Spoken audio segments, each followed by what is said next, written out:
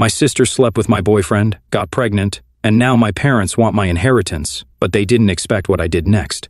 I'm 24 now, but this whole mess began a couple of years ago. Back then, I was in this relationship with a guy I met in college. Let's call him Jake.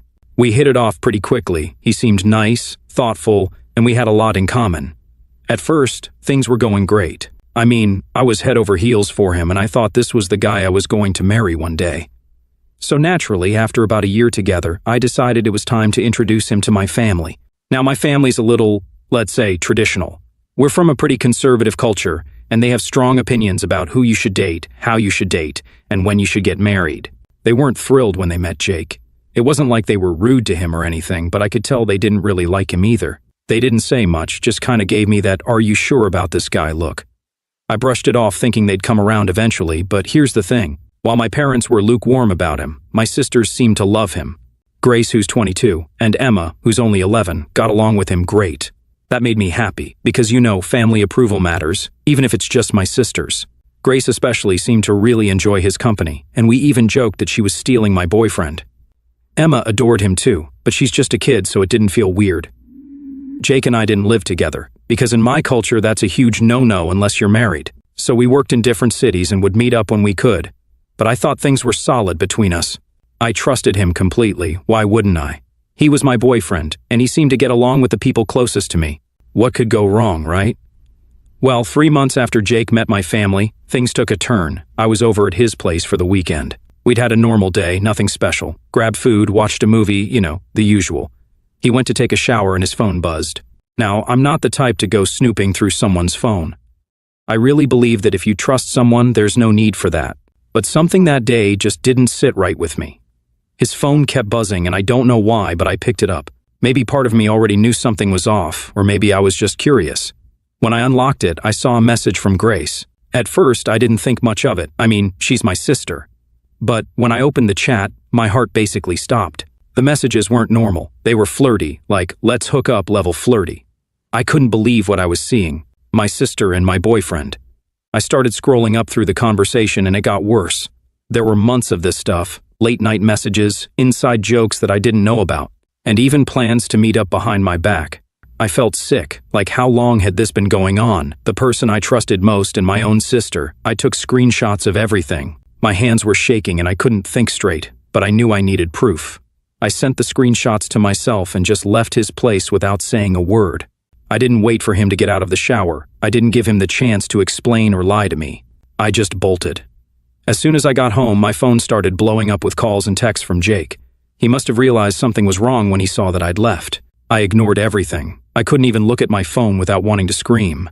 Eventually, I sent the screenshots to our friend group's chat and blocked him. I didn't care about the fallout at that point. I was done. I had no patience for lies or betrayal. But what hit me the hardest was Grace. I mean, Jake's betrayal hurt like hell, but Grace, that was another level of pain. She wasn't just my sister. We grew up practically inseparable. With our parents being absent and wrapped up in their own world most of the time, Grace and I had always leaned on each other. We were only 2 years apart and we had always been there for each other, or so I thought. The next morning I couldn't take it anymore. I packed a bag and flew straight back home to confront her. I didn't care what kind of scene I was about to make.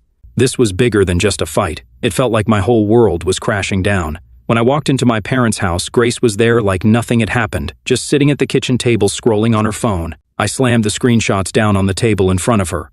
Our mom and dad were both there too. Grace didn't even try to deny it. She just looked at the messages and shrugged, like it was no big deal. She actually said, "Yeah, I did it, so what?" I wanted to scream. How could she act like this didn't matter? Like she hadn't just destroyed our relationship for good. My mom lost it. She slapped Grace across the face, something I had never seen her do. My dad was furious too, yelling at Grace, telling her to get out of the house. He gave her a week to move out, and I thought that was it.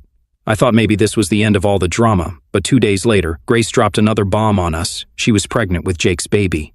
I couldn't believe what I was hearing. This had gone from bad to worse in a matter of days. My parents, who had been so angry with her, suddenly softened up. They couldn't stay mad at her once they knew she was pregnant. And just like that, the whole dynamic shifted. It was like Grace was off the hook just because she was having a baby.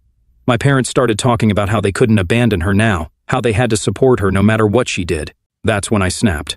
I told them all exactly what I thought, how they were enabling her, how this was all messed up. They tried to tell me to calm down, that I was overreacting, but I couldn't take it anymore. I grabbed my stuff, told them to never contact me again, and I left. The only one I didn't block was Emma. She's just a kid, and I didn't want to cut her off too. 2 weeks later, my mom somehow got a new number and sent me a wedding invitation. Jake and Grace were getting married, and my mom had the nerve to act like I should be there for family unity or whatever. I told her to get lost and blocked her again. That's how it all began. I thought the worst was behind me, but little did I know the real mess was only getting started.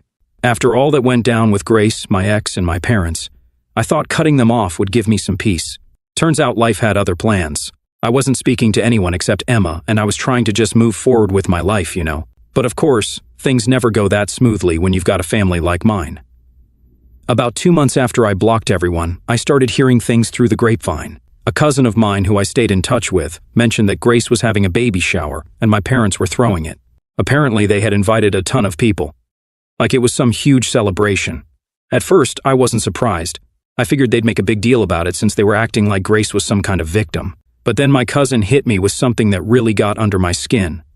She told me they had started telling people that I was the one who abandoned the family and Grace was the good daughter who was trying to keep the family together. Seriously? After everything she did, she was somehow the hero of this story now. I was so mad I wanted to call my mom and just let her have it, but I knew better than to get dragged back into all that. I stayed quiet, tried to keep my head down, but that didn't mean I wasn't fuming on the inside. The nerve they had to spin this whole thing around like I was the problem. A few days later, I got a text from Emma. She was just giving me an update on how things were going at home, but she also dropped something I wasn't ready for. My mom had apparently been going around telling people that I needed to get married soon. Not for any real reason, just because she didn't want people gossiping about how Grace, the younger sister, was getting married and having a kid before me. Like, what? I hadn't even spoken to them in months and now they were worried about my reputation? It was ridiculous. But that's how my mom's mind worked. Everything was about appearances. She didn't care about what Grace did to me. No, the bigger issue was how it looked to other people. I wasn't living my life on her timeline, and that was apparently some huge scandal. Yeah, that made me furious, but more than that, it made me sad. It was like nothing I ever did was going to be enough for them. Even when I cut them off, they still found a way to control the narrative, to make me look like the bad guy. So fast forward a bit. Grace's wedding happened. Obviously, I didn't go, but I heard all about it from my cousin. Apparently, it was this big, fancy thing. My parents went all out even though Grace was barely a few months pregnant. They made sure to cover up the whole scandal by telling everyone they were just being responsible, getting married quickly so the baby wouldn't be born out of wedlock. My cousin told me my parents were telling everyone I didn't show up because of work commitments. Yeah, right. But you know what really hit me hard? It wasn't just that they were lying to cover up their own embarrassment. It was that they were still pretending everything was perfect. Like they couldn't even admit that their family was falling apart. They couldn't just be real about what was happening. Instead, they had to put on this fake show for everyone else. I was done with them at this point, but hearing about all this still stung. It was like they were erasing me from the family narrative completely. Anyway, time passed and I tried to move on. I threw myself into work and focused on building a life for myself. For a while, things were quiet. I wasn't hearing much from my family, and I figured maybe they had finally just left me alone, but of course, that's not how it works in my family. One night, I got a call from Emma. It was late and I was about to go to bed, but something about the way the phone rang gave me a bad feeling. When I picked up, Emma was crying. She could barely get the words out, but eventually she told me that our dad had passed away. I was stunned. I mean, I didn't have the best relationship with him, but still he was my dad. What really pissed me off though was that it was Emma who had to call me. My mom didn't even bother. I hadn't heard a word from her. Emma told me that our dad had been sick for a while, but they hadn't told me. My mom decided to keep it from me because she didn't want to stress me out. Can you believe that? My own father was sick and they didn't think I had the right to know. The next morning, I booked a flight back home. I didn't care about all the drama anymore. I just wanted to be there for Emma. When I showed up at my parents' house, it was like walking into a battlefield. My mom and Grace were there, and the first thing they did when they saw me was start yelling. They accused me of only coming back for the money, like that was the only reason I'd want to be there. Grace was especially nasty, calling me selfish, saying I abandoned them when they needed me most. I didn't even get the chance to grieve. Everyone was so focused on the inheritance, on who was getting what, that they barely even talked about Dad. It was disgusting. And as if things weren't bad enough, when they read the will, all hell broke loose. Turns out Dad had left me the largest share of his assets. I was shocked. I wasn't expecting anything from him, especially after how things had gone down, but there it was in writing. I got 40%, Emma got 30%, Mom got 20%, and Grace, she got 10%. You'd think I'd feel relieved, right? Like finally some justice. But honestly, it just made things worse. Grace and her husband lost it. They started demanding that I give up my share, saying I didn't deserve it, that Grace needed the money more because of her kid. They even threatened to take me to court over it. I knew they didn't have a legal leg to stand on, but the fact that they were willing to go that far just showed how greedy they were. It was all about money to them. They didn't care about family or what was right, they just wanted to get their hands on whatever they could. I told them I wasn't giving up anything, and that's when things got nasty. Grace's husband started making threats, saying I'd regret it if I didn't do what they wanted. I knew it was all just talk, but still, it was unsettling. I was already dealing with the loss of my dad, and now I had to put up with this crap on top of it. It was too much.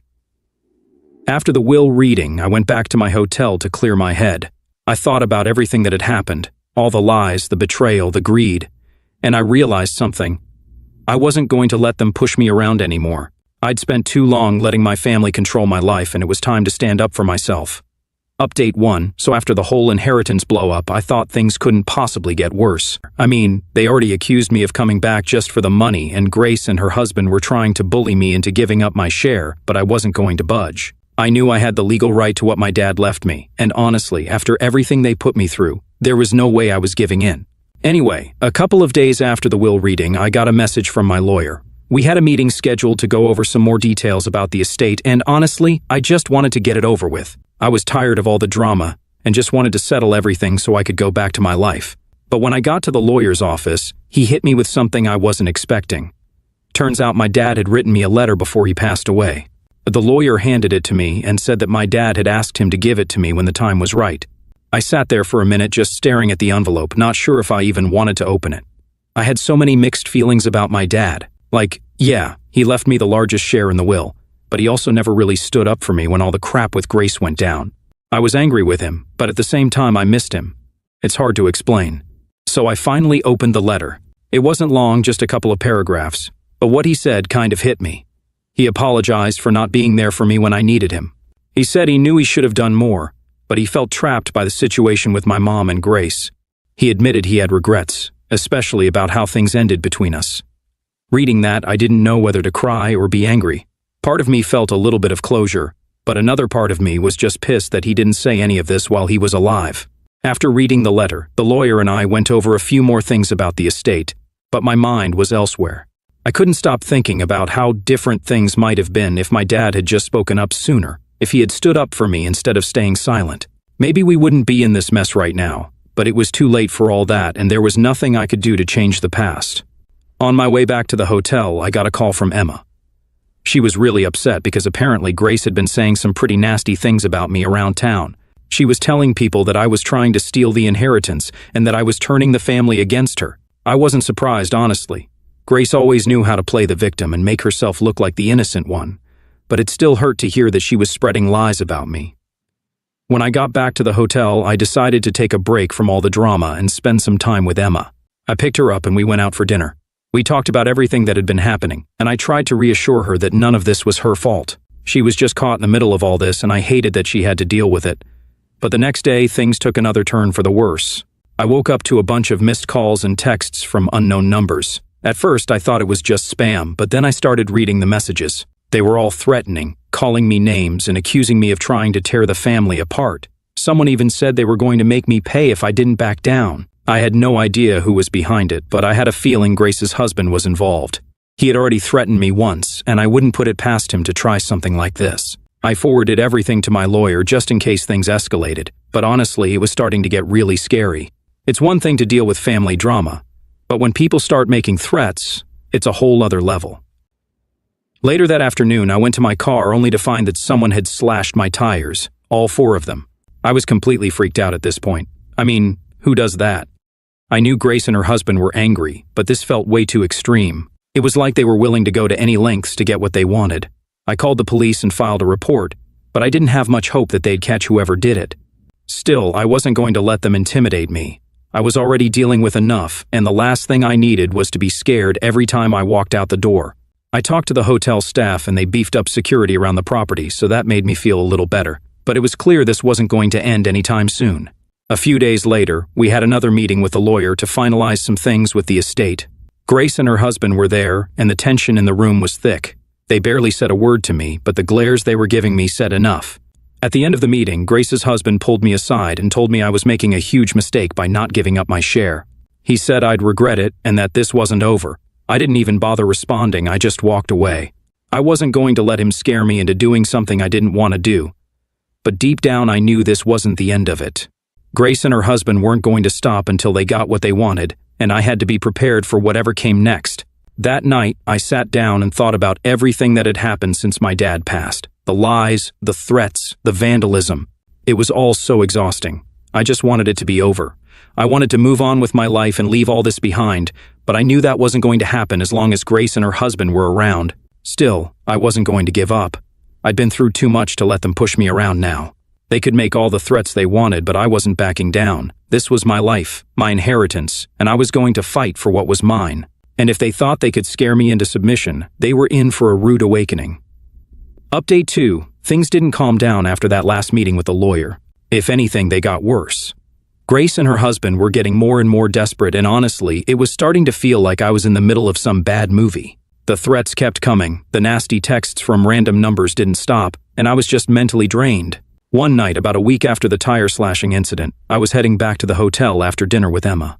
She had been staying over with me for a few days, which was honestly a relief. It was nice to have someone on my side in all this mess. We were walking through the lobby when I noticed this guy just standing there watching us. At first I thought maybe he was just some random person waiting for someone, but when we passed by, he followed us. I tried not to freak out, but the whole situation had me on edge already. We got into the elevator, and as soon as the doors closed, I looked at Emma. "Did you see that guy?" I asked. She nodded, looking just as nervous as I felt. "Yeah, he was staring at us." We got to our room and I immediately called the front desk to report the guy. They said they'd check the cameras and send someone up to patrol the floor, but still it didn't make me feel much better. This whole thing was getting way too close for comfort. I couldn't shake the feeling that Grace's husband was behind this somehow. I mean, who else would go to these lengths just to scare me? That night I barely slept. Every little noise had me jumping out of bed, convinced someone was trying to break in or worse. It was like living in a nightmare, and all I could think about was how to make it stop. The next morning I decided I needed to take some serious action. I called my lawyer and told him everything about the threats, the weird guy in the lobby, the slashed tires.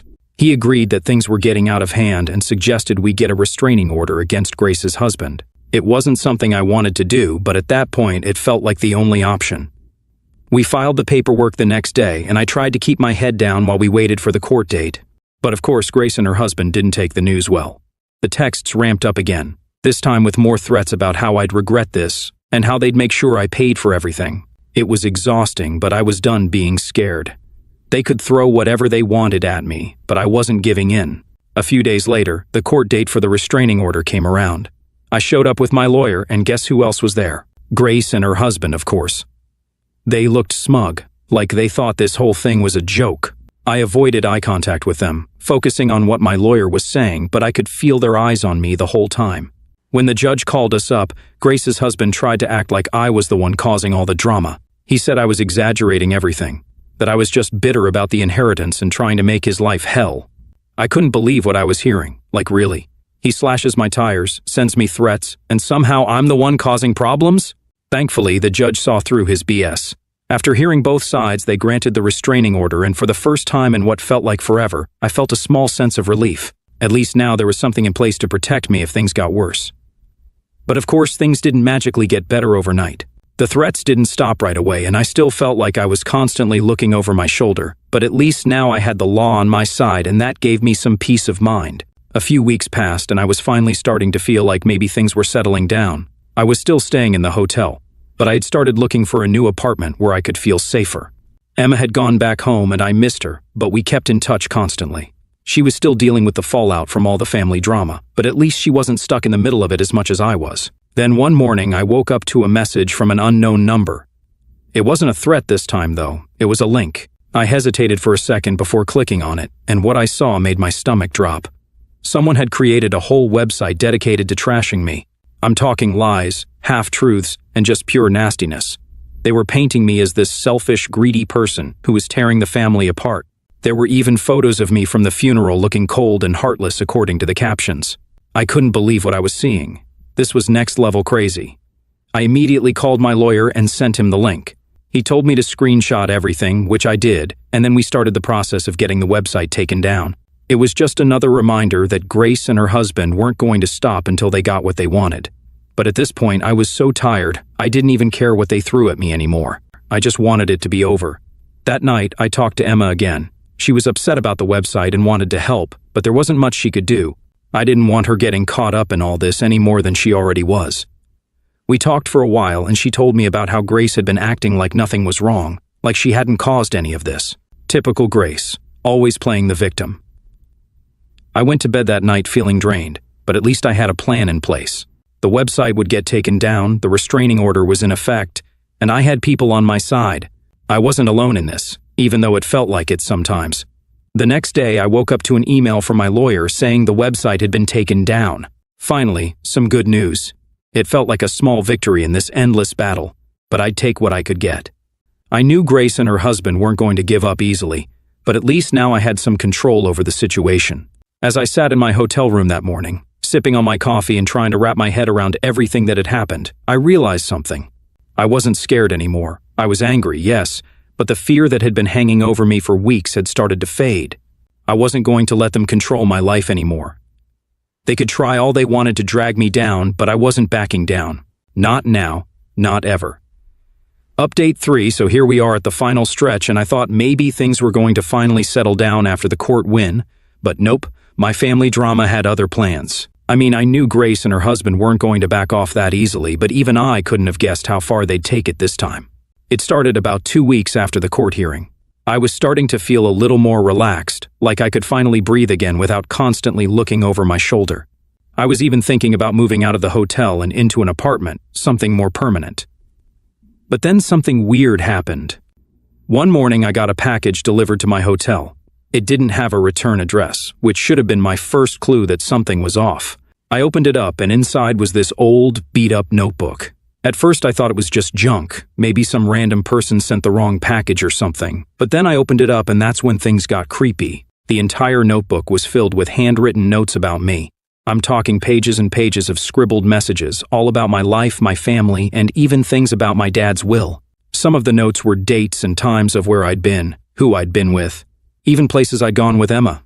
Someone had been keeping tabs on me, and it was all laid out right there in front of me.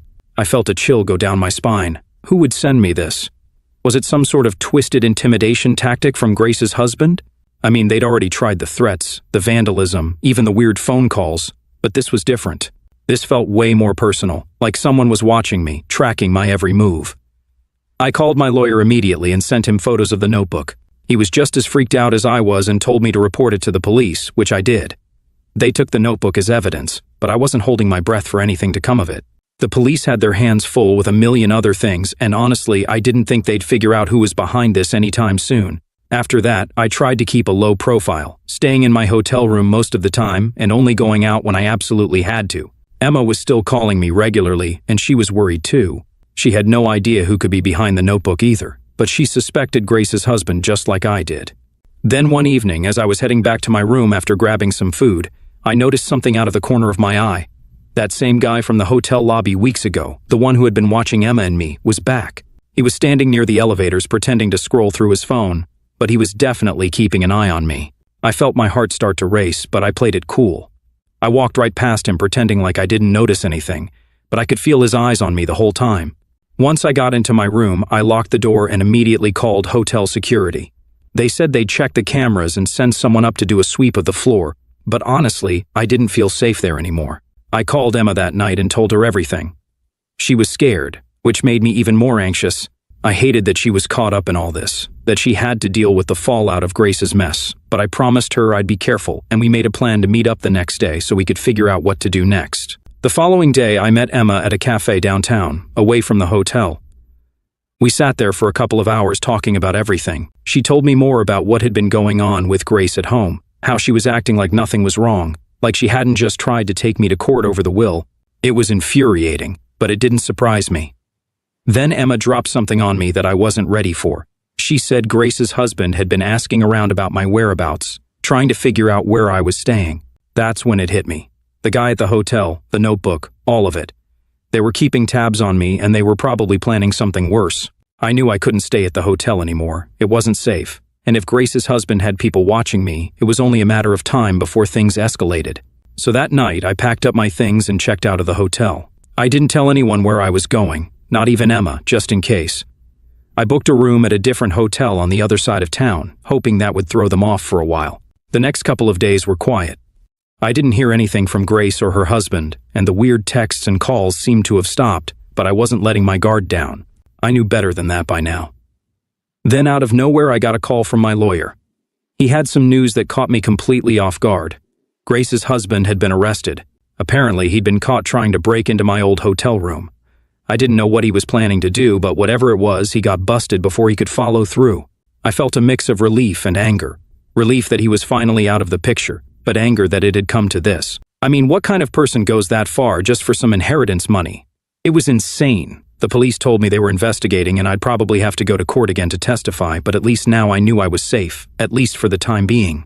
After that, things finally started to calm down. The police kept me updated on the case, and my lawyer was confident that Grace's husband wouldn't be able to pull anything like this again, not with the charges he was facing. I moved into a new apartment a few weeks later, somewhere Grace and her husband didn't know about. I kept in touch with Emma, of course, but I made sure she didn't tell anyone where I was living. I wasn't taking any chances. It's been a few months now, and while I'd like to say everything is back to normal, I don't think it ever will be. There's still a part of me that's always on edge, always looking over my shoulder, wondering if Grace or her husband will try something again.